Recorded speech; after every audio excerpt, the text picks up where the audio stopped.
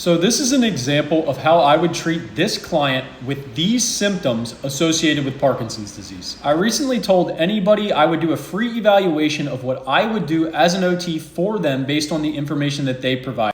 So for this evaluation, Get Fit with Red reached out to me, and this is going to be her profile. It's important to understand that as an occupational therapist, we treat the whole person rather than just the medical condition.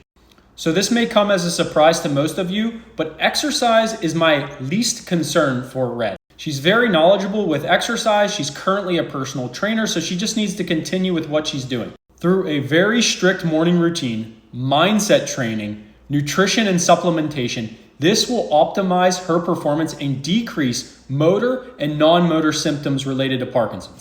When you are anxious or stressed, this needs to be the number one focus to suppress unwanted symptoms. And here is what I would prescribe. First and foremost, we need to focus on nutrition.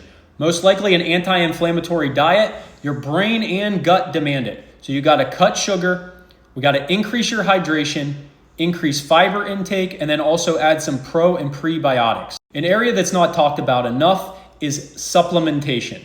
Things like magnesium, CoQ10, creatine, omega-3s, lion's mane, ashwagandha. You need to consult with your MD before choosing to take those. Very important, consistent sleep and wake cycles. This can be difficult, but you need to put away electronics about an hour before bed. Morning routine is critical, okay? You need to wake up and hydrate with electrolyte salts, do some gratitude, mindset, and meditation for about 10 minutes, then transition into breath work.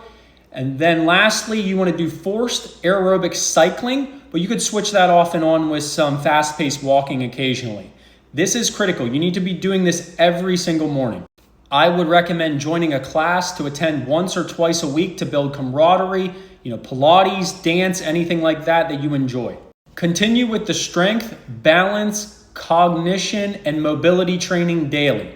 I think meeting with a cognitive behavioral therapist that is trained in that specifically could be very useful. And two optional areas that are up and coming and that I would look into are red light therapy and non-invasive transcutaneous vagus nerve stimulation.